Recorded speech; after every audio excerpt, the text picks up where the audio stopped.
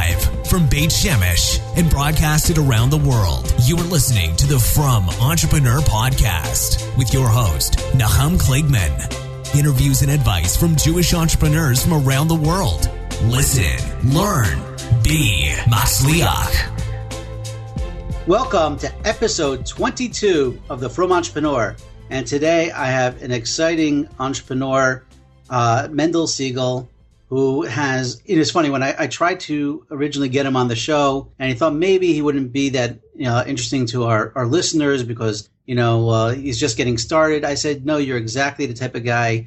On our show, we have entrepreneurs from all different levels. Basically, in a nutshell, Mendel produces his own barbecue sauce and is getting into stores now. We're going to hear his story. It's absolutely fantastic. But, a lot of people have an idea to create a product, whether it's a jelly or a jam or a barbecue sauce or whatever it is they want to do.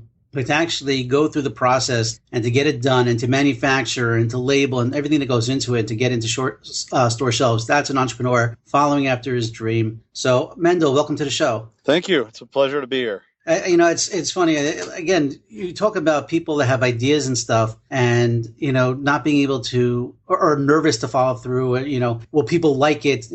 How will it come out? Who am I to get my product out there? And so, first of all, Yasher Koach to you for, following your idea and taking it and actually getting it to this level. And, we'll hear the story. But why don't you tell us a little bit more about, basically about your barbecue sauce?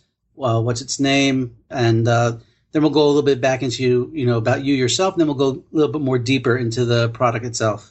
Sure, it's an uphill climb all the time.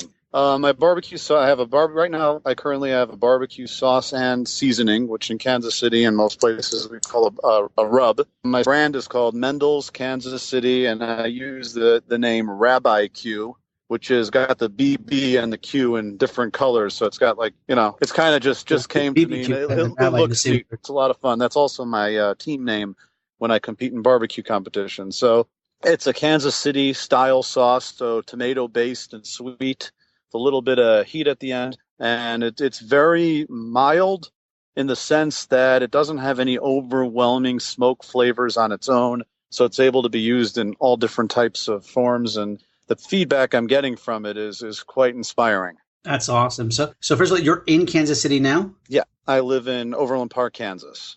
Amazing. All right, so we got to backtrack a bit because we got to see, where were you born? Chicago, Illinois. So from Chicago to Kansas, creating your own barbecue sauce. Let's hear your story. You were born and raised in Chicago? Yeah, I was born and raised in Chicago in West Rogers Park. I went to Cheder Lubavitch there, went through K through 8th grade. Then I went to Mesivta in Chicago for a couple of years. And then when I did my yeshiva gedola, mostly in Miami, with a short stint in Argentina. And Argentina? Yeah, exactly. I try to get around. Picking up ingredients, the Miami heat and Argentinian spices, I hear you. Yeah, probably my first introduction to any culture that was seriously into their flesh was definitely in Argentina. And cooking over open fire. That is an everyday occurrence there. Right. And then I got my smicha in Los Angeles. Oh, my gosh. This story gets better. This is fantastic. All right, so wait a second. Let's backtrack a bit. You said Chicago to Miami. What was the yeshiva in Miami you went to? The Yeshiva Gedola of Miami. Oh, it's called Yeshiva Gedola of Miami, Yep. Okay. And then you went and you got smicha in Los Angeles. Yep, Chabad of Westwood had a smicha program. Then now it moved to L.A. to the yeshiva there. Very good. Then after you got your smicha, so you got married before or after you got your smicha? After. After smicha, I wanted to go into business. I've always kind of had that spark and desire to want to buy and sell stuff, if you will. Right. And I had some introduction to the diamond and jewelry business while I was in yeshiva in Miami. I got to know some people in the business there. So right out of smicha, I decided that was kind of the avenue I wanted to see how I could break into that business, which is a difficult one if you're not born into it.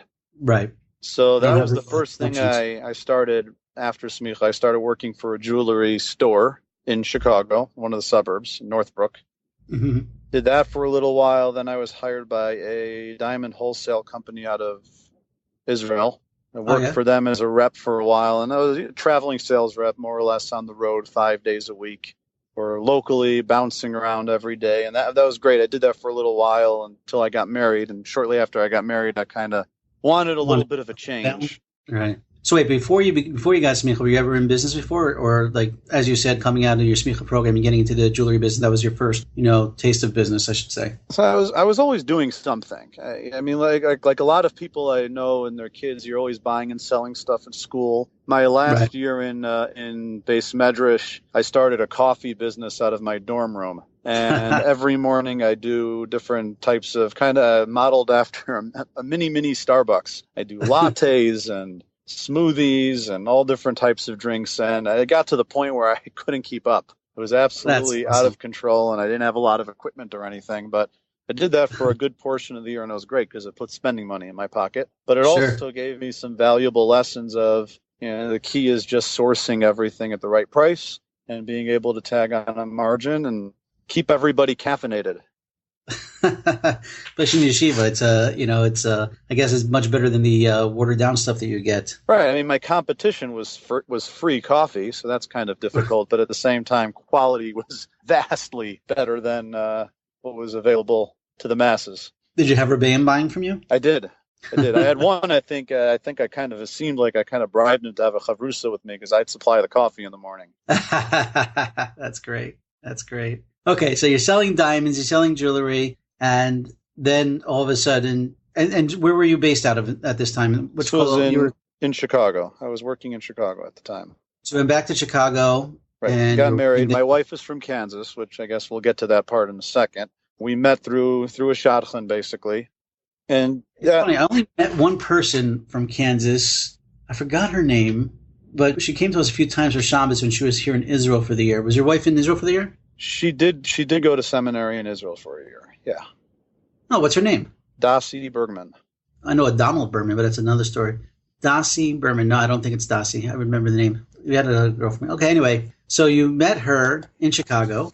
Well, actually, met her in Kansas. I went to Kansas to meet her. I was also able to do a little bit of, there was a couple of jewelry stores there I was trying to sell to. So it kind of worked out nicely. Oh, that's great. So you went to Kansas to sell some diamonds, then you ended up giving someone a diamond. Exactly. At least I was able to get a good deal on it. That's right. You can't get away with a small stone with her, right? You got to. I mean, most jewelers would probably say their wives probably have humble jewelry. That's true. You got to sell. Right, like the shoemaker's sons don't have shoes. Exactly. Okay, so you're in. You're in Kansas. You got married. So when you got married, you lived in Kansas? No, still in Chicago. So that's when I got out of jewelry and I started working with her. Yep, still in Chicago. We moved back to Chicago. That's where I grew up. That's where I knew. That's where my job was. And then I started working with a friend of mine. He was working for a commercial real estate company doing primarily office space leasing. Okay. So I was curious about it. I wanted to change, so I started working with him and pretty much just cold calling nonstop, which is a lot of what I did for the diamond company. And just going around building office to office, building to building, what we call canvassing. So trying to see if anybody's interested in moving out of their current office. And we represented a couple of buildings, but we would take any deal we could get our hands on. Right. So I did that for a little while, and that was about the time we had our first kid. And my wife, being that I have a very small family, and she has a nice large family, but they're all in Kansas. So she really started suggesting that we think about moving near her folks. And I decided, you know what, now is about as good of a time as any to give it a shot. I'm sorry, I just got to ask this question. Yeah.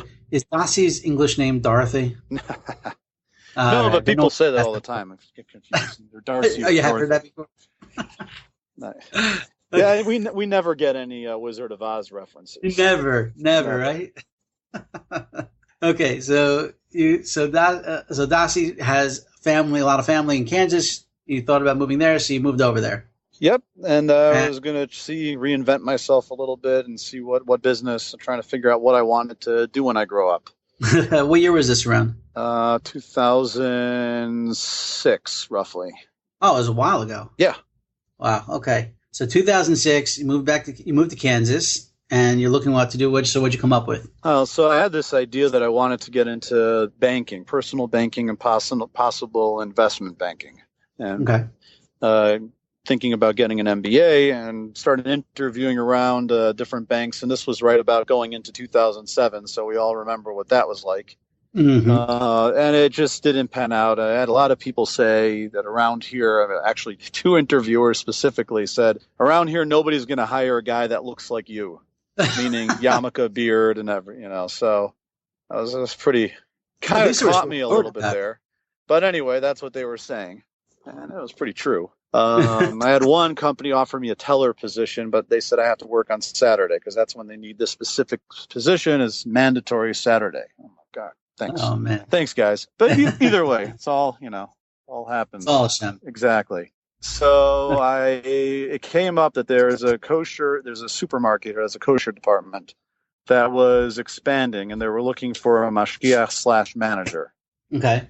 And I decided, I gotta do something. We were living in my in-laws' basement, and as much as that was great, I needed to start doing something, establishing myself. So it was a good job. The benefits were solid. I started doing that in October of 2007, and that was my first foray into the food business. So you weren't always into barbecue, so to speak. No, I wasn't. I mean, I always liked food.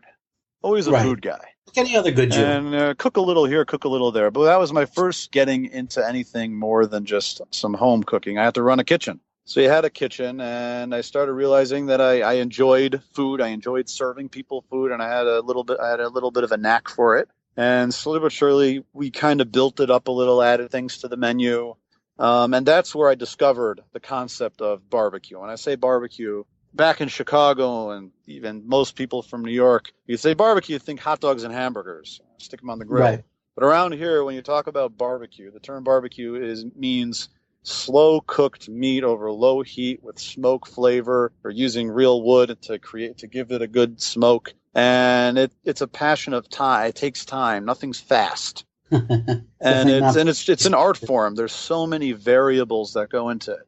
And I tasted, there was an event in town, the Jewish Federation here had an event where a local big barbecue company did a kosher one night a year. They made kosher barbecue. And I went to the event. Somebody invited me. I went, tasted it. And I'm like, ooh, I like this stuff. Wonder how I could figure out how to do some of my own. And slowly but surely got into it that way. And then around then, I was hired by the local Vada Kashrus in Kansas City to be their executive director.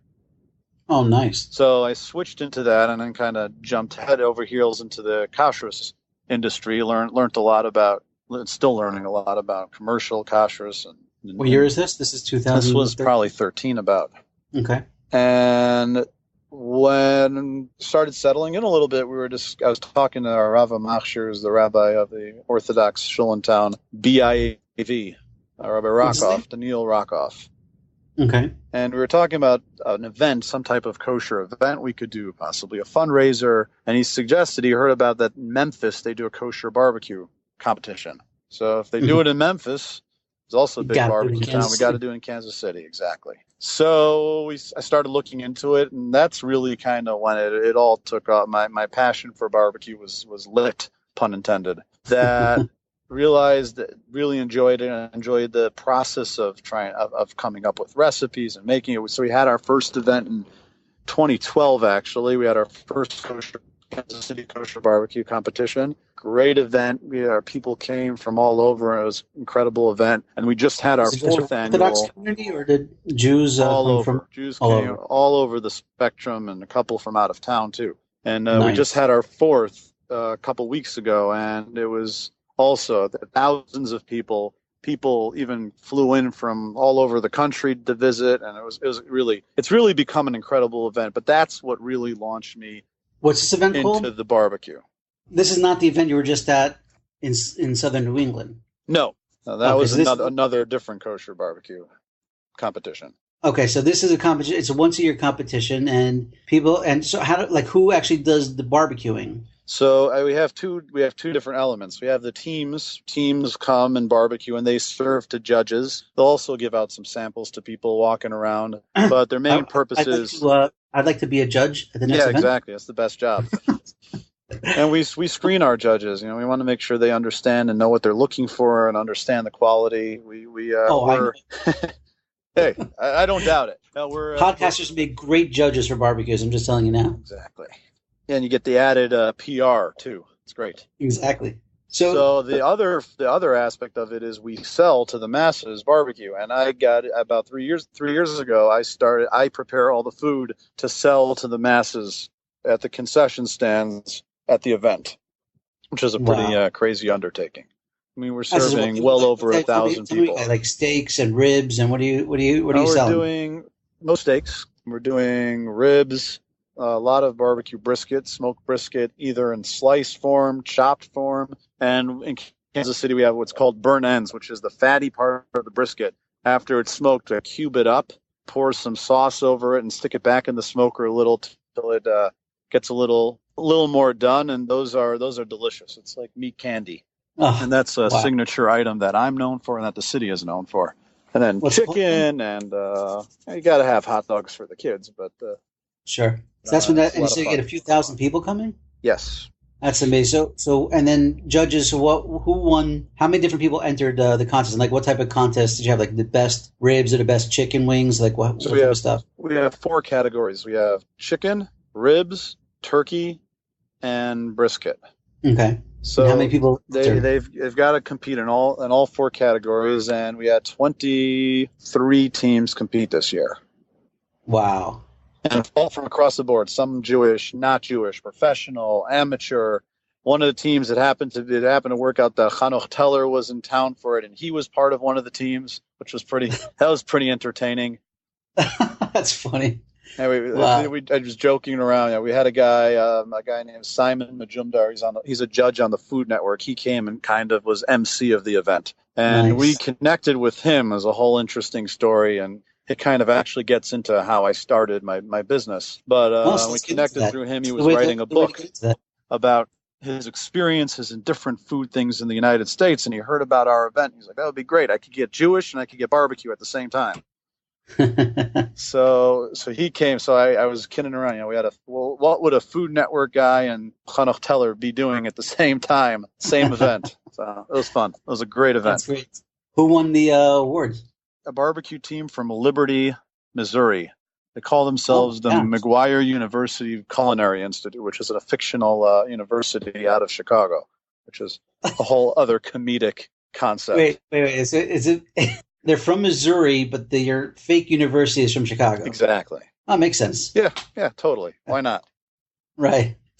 So people come for this event, they're buying ribs, they're buying briskets, they're buying the works, pickles, drinks, all that stuff. Everybody's having a great time, and then you have this contest, and it's a fundraiser. Also, you said? Yeah, I mean it's designed to be a fundraiser. How's that? We're still working on that part. That's great. I mean, that's funny. So you have one. And how many of these kosher barbecue contests are there? Like I saw that as we just mentioned, there's one in Southern New England, the Kosher Barbecue and Craft Fair, right? They just had one there on August 30th. Oh, that was 2 days ago. Yep, 3 days ago. This past Sunday. And how was that? And it was great. I mean, it was a great organized event. They had over 4,000 people came out from all across the spectrum of observance of Jews and non-Jews alike. And that's really one of the beauties about all the cities that have these events. It really is a community event, and it's a celebration. To me, it's a celebration of kosher. We're taking one of America's food categories and making it kosher, and everybody can get together, and everybody, regardless of what they want that day, they're eating kosher. It's a really cool thing. This one was hosted by Congregation Bethel? Yeah, Bethel in Fairfield, Connecticut. So now there's about, I may be missing one, but there's about 10 of them now across the country. That's amazing. That's great. I went to the one in Chicago in June. Chicago just had their second annual. I was invited back after the first, and it was a good competition for me. I was grand champion, so I'm not going to complain. Grand champion of Chicago barbecue. And then this past weekend in Fairfield, I was lucky to be able to win the grand champion there too. Amazing. So so you have a team, or you just go and like you prepare it on the spot over there and barbecue it there, or how does it work? Yeah, everything's done there. Since the whole kashrus part of it, they supply pretty much everything. They'll supply the grills or smokers and utensils. I generally have to go out and buy some ingredients, but they supply the meats and everything. So it's nice because if you're going somewhere as a destination, I went there, I brought a couple stuff with me, but everything pretty much was there. And I cook. I'm a solo team. Sometimes I'll have somebody, depending where I am, come and help me. But all the cooking and recipe is all kind of a little bit of a mini dictatorship. But hey, it seems to be working. So it's a lot of work.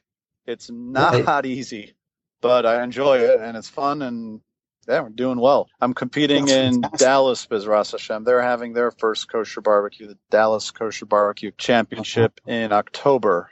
So there's one in Atlanta a week or so before, but I'm not going to be able to make it to that one in October. So I'm hoping I'll do well there too. We're gonna have to. We'll link to all these different shows and contests in the show notes, so you can check them out at the website. But this is just a lot of fun. I mean, you're having a great time. You're going around, do all these contests, and now. So, how did we get into making your own barbecue sauce?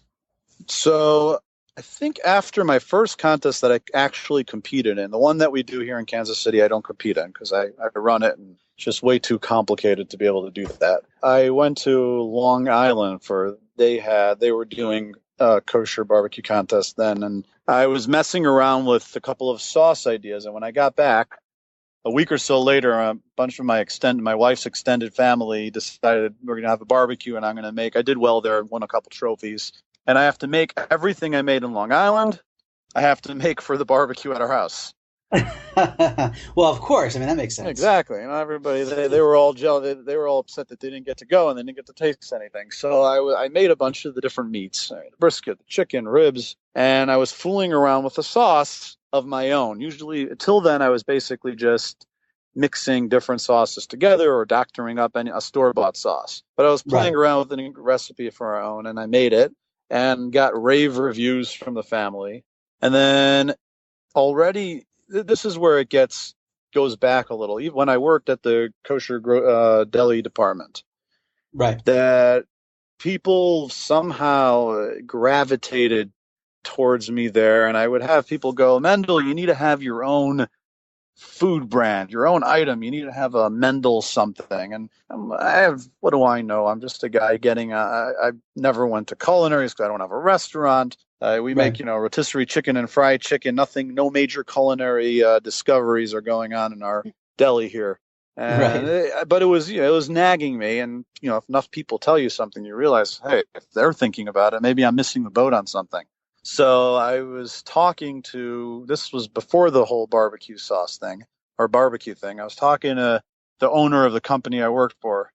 He has 30-something grocery stores. Ball's Foods Company, and they own a bunch of the small chain in Kansas City area. And I was telling him my idea, and he's like, it's not a bad idea, but product-wise, you have to figure out a product that works for you. So try to look around whenever you go to somebody's house, look in their refrigerator, see what everybody's got in their refrigerator. If you can find something everybody has, there's probably room for you to be able to try to get into that as a category. And it kind of just stuck in the back of my mind. So when I got started with the barbecue sauce and mixing my own and people liking it, it's like, you know what? Maybe this is it. Maybe this is the item. Everybody's got at least one in their house. Right. So that's when I started looking into what it would take. Especially in Kansas City. Exactly. But really anywhere. Yeah, it's true.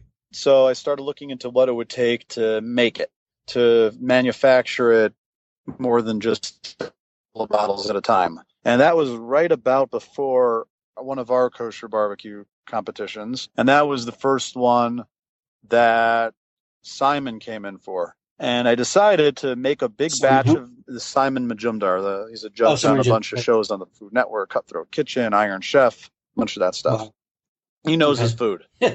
He's an expert. He's a monster. Exactly.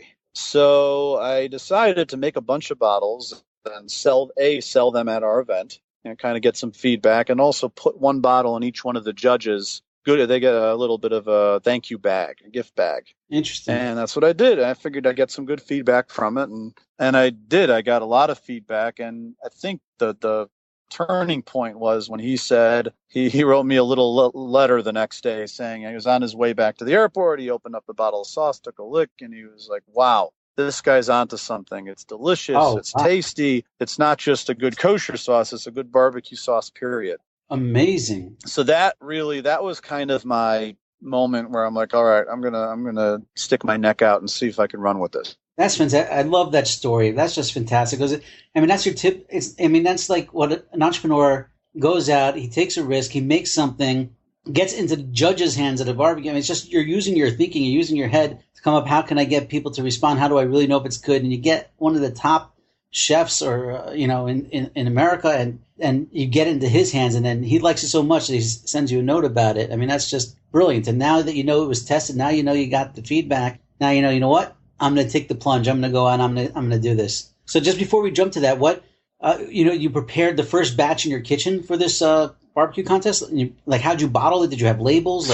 So I used a little bit of my connections in the koshers. I had one of our customers had a test kitchen. It was mainly used for baking products. But I asked them if they'd allow me to come in and do it all right and bottle sauce there. But it was all by hand. I printed up labels at Kinko's. It didn't have nutritional facts. It was nothing formal. I had a label design. I found a graphic designer once I knew I wanted to run with it, who put together a really incredible label design, or at least the general concept of it.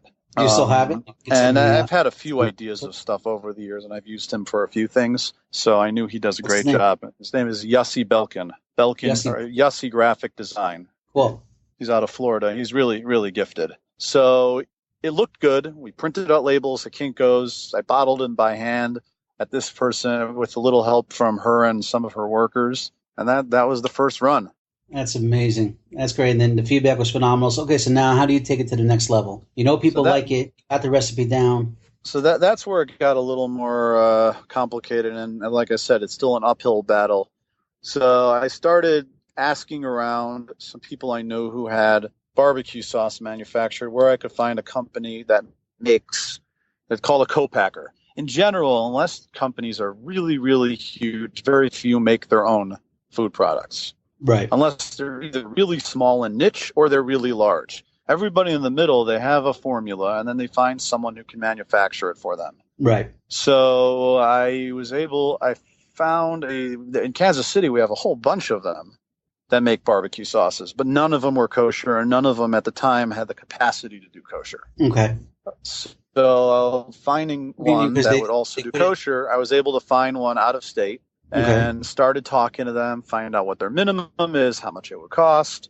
And then that's where it was kind of the hurry up and wait. So I had to send them my formula. They made a batch in their test kitchen using the ingredients, because I'm using let's say I'm using Heinz brand tomato paste, and this brand, that brand. If they're using their brands that they're buying in mass market, it's a totally different taste. Sure. So they've got to play around with it a little bit. So the first batch they sent back tasted nothing like my sauce. I don't even know. So frustrating. I don't get it. And yes, it was. Then we got one back and forth. Another time we talked about each ingredient, breaking down. They got samples of some of the ingredients I used to see if they could mimic the flavor. And right around Pesach time, actually, it was like, I think probably almost 3 years ago now. It's crazy. We got the bottle that I opened and tasted and said, this is it. Wow. And one of the components of my sauce. So how long was the process from the time you first sent in your recipe till you got what you wanted? Almost a year. Wow. I would say it was, not it was summer to April. So about 9 months. So about 10 months. 10 months. Wow. So you are a perfectionist. You said that to me before. Well, it's got to be what it is. You can't misrepresent it. If it isn't what I want it to be, it's not mine. I think it's another great lesson for entrepreneurs out there is that, be patient. It takes patience. I think Mayor Goodman, when he interviewed, said that also, that you have to have patience in order to succeed.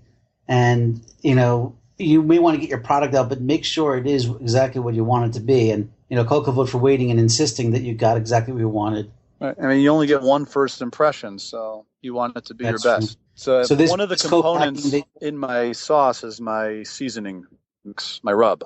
So that's made by another company. So it's kind of, I guess you could call it like the secrecy, where neither one has the whole recipe. But part of it is most places that do wet recipes don't do dry. So you have to do different ones anyways. So once I was already having it made because it goes in my sauce, I also had it bottled.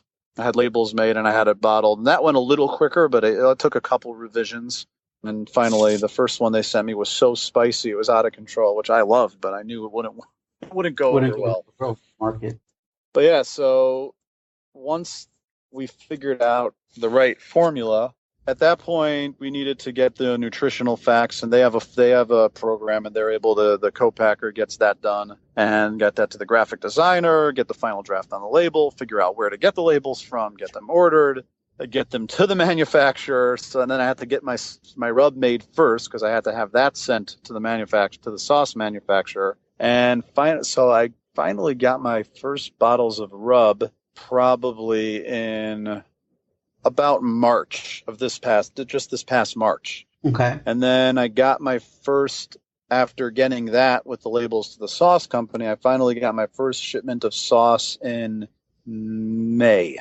Wow. Was it about May or June? Oh, no, it was in May. And there was that moment when my first shipment came in. It was a pretty small shipment, not even quite one full pallet, because it's still a test. You just never know. And I'll never forget the moment. I got brought in my office, and my wife came over, and we opened up a bottle and put it in little like shot glasses, and took a sip of it. And I tell you, I had some of the biggest anxiety I've ever had before. You just don't know, and if it wasn't right, you're back to the drawing board again. Right. And it tasted it, and I think she videoed it, and it was like, all right, we got it. This is it. I want that video for the show. You got to send that to me. Well, I'll see if we dig it up. Dig it up somewhere. And how was that feeling? Tell me about that. It was a huge relief. I get the chills little now, right, thinking about it. And that's when it got real, though. So, till now, it was all sitting on cases hypothetical. Of your own, yeah. And now I've invested over the years. I've put in money into one of the things you talk about with that I don't think, at least I as a budding entrepreneur, didn't necessarily really realize, is everything costs money. There are so many little details that it's constant. This needs to work out. You need to get something to do this, somebody to do that. You want a trademark, you've got to do this, you got to do that.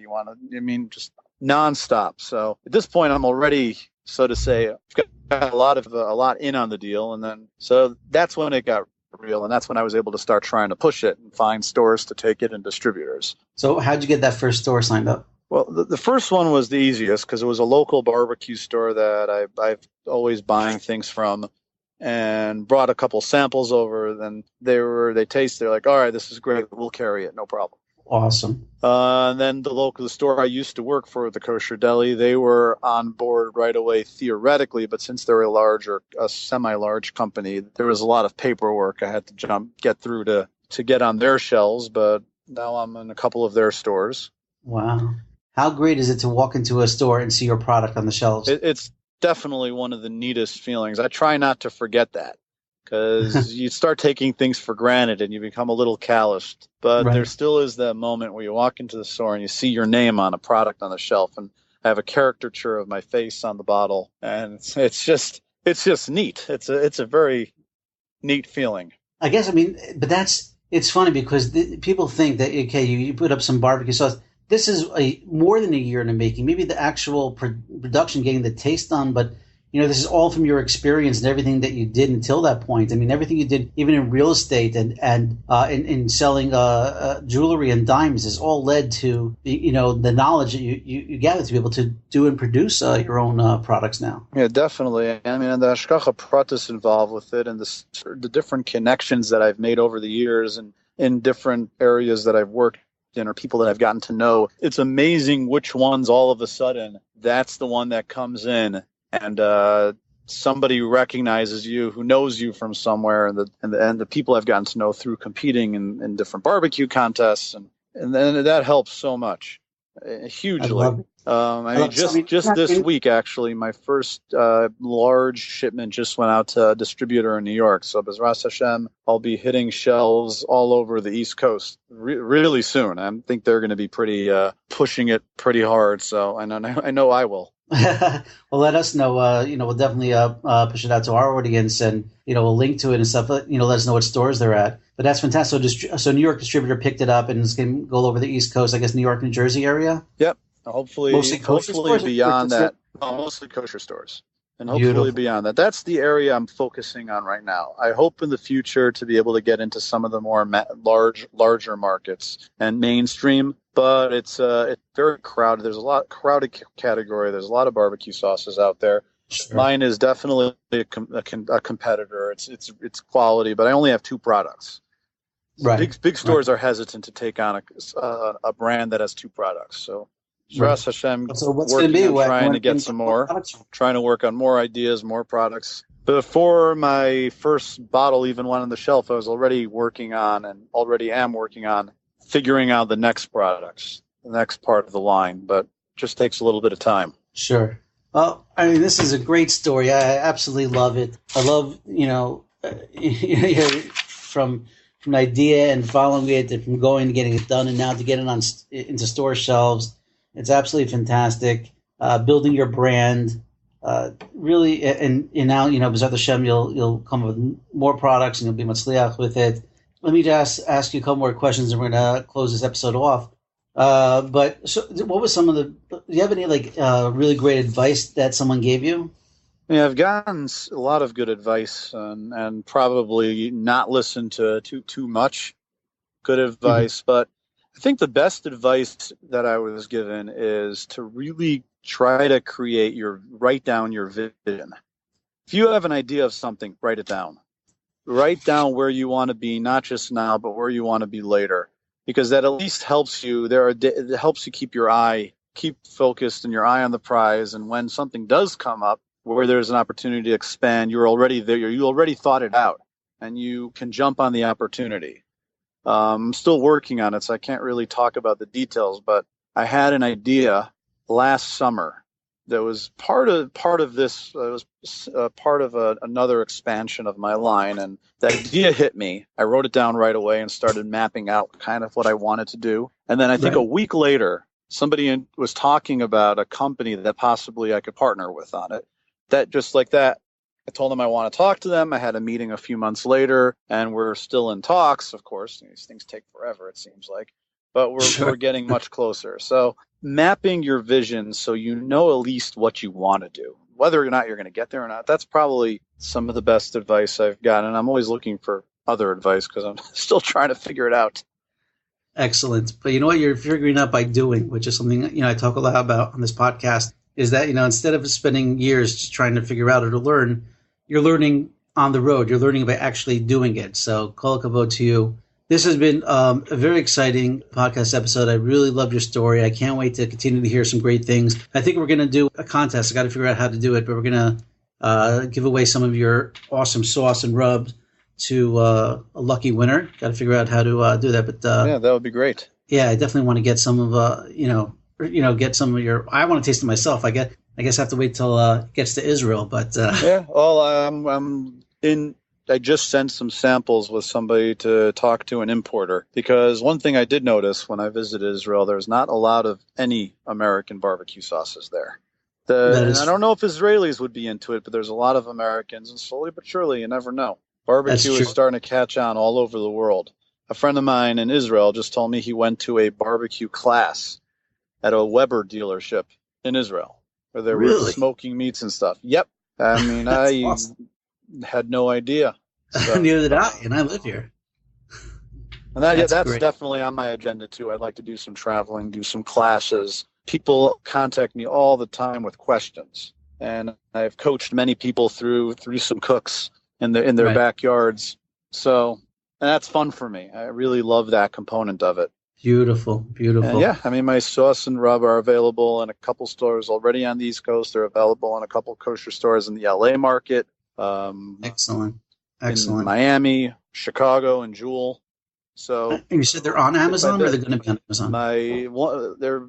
I think the rub is already listed. Sauces coming soon, and we're selling a bunch from a website called barbecueaddicts.com, which is bbqaddicts.com. They've got my rub and my sauce. So awesome. So we're going to link to that also so people can get it right away. Okay, Mendel, this has been absolutely fantastic. I'm inspired. I love your story. I love your products. Keep rocking it. Thank you so much for taking the time for being on the show. Yeah, Nachum, I really appreciate it. Thanks for reaching out to me and urging me to do it. It's fun. Yeah, no, this has been great. So thank you very much, and I look forward to continued Hatzlacha. Amen. Thank you for listening to the From Entrepreneur Podcast with Nachum Kligman. We hope you learned something valuable and will share this with your friends.